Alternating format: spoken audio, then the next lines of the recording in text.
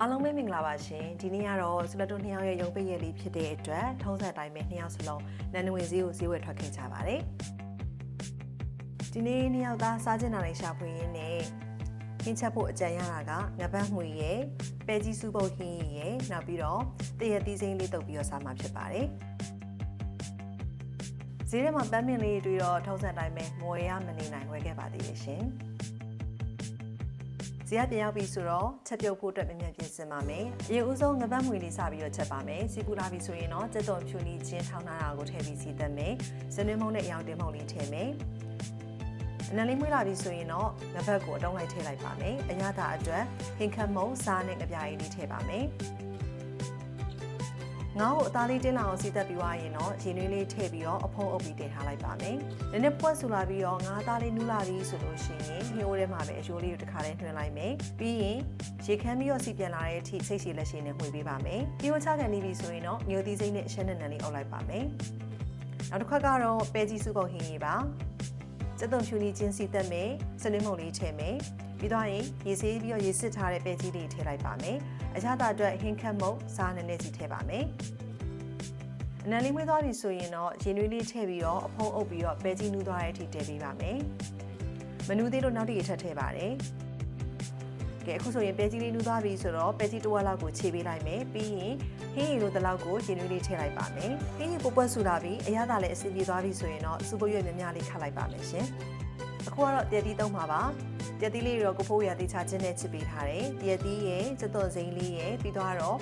ပဲမှုန်လေးရယ်ပစုံချောင်းမှုန်လေးရယ်မြေပဲထောင်းထားလေးပါထည့်ပါမယ်။မျိုးသီးချက်မှုန်လေးလည်းထည့်မယ်။ပြီးတော့စီချက်နဲ့အရသာအတွက်မပြာရည်လေးပါထည့်ပါမယ်။အားလုံးနှမ်းစားအောင်နေပြီးပြီဆိုလို့ရှိရင်တော့ချင်းငံဆက်အရသာနဲ့တရက်သီးတုပ်လေးလည်းရသွားပါပြီ။ကဲဒီနေ့နေ့လည်စာသမင်းဝိုင်းလေးရတော့ရှယ်ပါပဲ။ငပတ်မှွေစီပြန်ရယ်ပဲကြီးစုပုတ်ဟင်းရယ်ပြီးတော့တရက်သီးတုပ်လေးရယ်ဖြစ်ပါတယ်။ကဲဆိုတော့တို့နှစ်ယောက်ရဲ့ရုံပိတ်ရက်နေ့လည်စာသမင်းဝိုင်းလေးကအဆင်သင့်ဖြစ်သွားပါပြီရှင်။မနက်ကတော့ဈေးသွားတယ်ဒီမှာဟင်းနေထမင်းနေချက်ပြီးတော့ချက်သွားပြီရေထဲချိုးပြီးပါပြီဟုတ်ညတူတူထမင်းစားပါမယ်စားပါမယ်ခင်ဗျာရောက်ချက်ကြော်လေးပါရှယ်ပဲဟင်းနေရတော့ဒါညတော့အဖြစ်ကတော့ဒါအလှအိမ်နေမှာတွေ့ရတဲ့ပုံစံမျိုးပေါ့နော်တော့ဒီဘက်အလှမသွားပြဆိုတာအိမ်မှာချက်စားလူဖိမ့်မဲ့သူမရှိလို့စားကျင်တာချက်စားကောင်းတယ်အရင်ကြိုက်တာအဲ့တော့ထမင်းစားလိုက်ပါဦးမယ်ရှင်အားလုံးစားကြပါအောင်โอเคပါ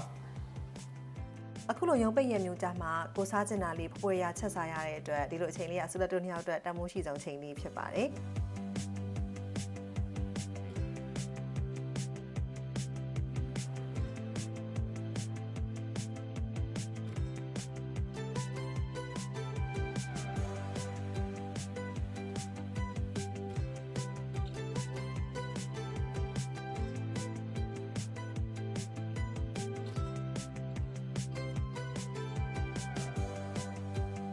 ညသားနေ့လည်ဆောင်အားရပါရစားပြီးတဲ့နောက်မှာတော့ကိုဖိုးရ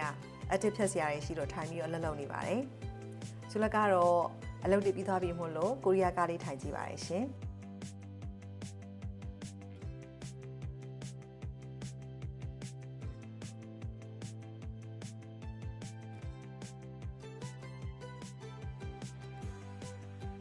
တဲ့ကြော်ရင်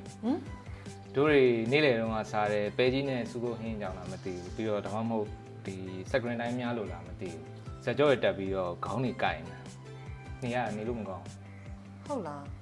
ဖြစ်နိုင်တယ်နော်ကိုကြီးလည်းမနက်ကတော့အဲဈေးသွားတယ်ပြီးတော့အကောင်လုံးအသားငါးတွေဈေးကြောချက်ပြုတ်နေဟာချရပြီးတော့အခုကိုကြီးလက်တွေနားနေနော်တို့တွေလက်သက်တွေကြီးလာတယ်ပါမယ်နော်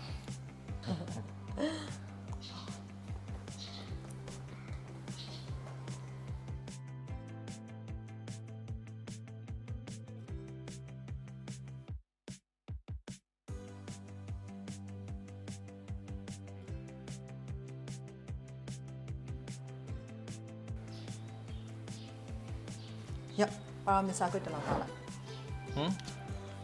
ပါရာမီဆာဂရစ်မီဆာဂရစ်မြန်မာအသစ်ထပ်ထုတ်ထားတဲ့အကက်ခဲတောက်စီလေမိမ period တိုင်းနေနာကျင်ကက်ခဲတောက်ဖို့ဆိုပြီးအိမ်မှာစောင့်ထားတာတော့ကျတော့ပါရာစီတမော900 mg ပါဆိုတော့အဲ့လိုမျိုးတမတာလာတဲ့အချိန်ကက်ခဲတာတွေမကပဲနဲ့အခုကိုဖြစ်တယ်လို့မျိုးခေါင်းကိုက်တာတွေအဲ့လိုကိုလက်ကက်ခဲတာတွေအတွက်ဆိုလို့ရှိရင်တော့အချိန်တိုတွင်တက်တာပြောက်ပြင်းစီဟိုအစာရင်အတွက်ကိုအဆင်ပြေပါမလားစိတ်ချပါသူအစာရင်လည်းမချိကြဘူးโอเคအဲ့ဒါဒါတလုံးပါလိုက်ရ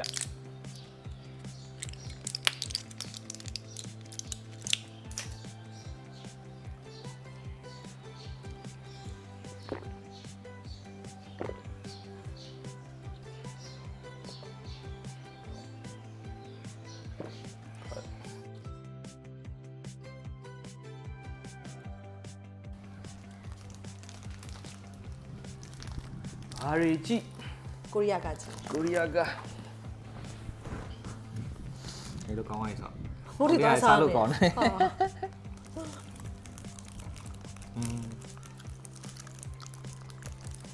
မှပဲပေါ့ပါသွားတော့တယ် ပေါ်ပါသွားတယ်နော်အဲ့တော့အခုလိုမျိုးခေါင်းကိုက်တာကိုလက်နာချင်းကိုက်ခဲရတဲ့မျိုးသမီးအတွက်ဆိုရင်ဓမ္မတာလာတဲ့အချိန်တွေမှာပါတောက်လို့ရတဲ့ Paramesa grip ကစလက်တို့နှစ်ယောက်ရဲ့အိမ်မှာတော့စောင်းထားရမယ့် message တွေဖြစ်နေပါပြီရှင်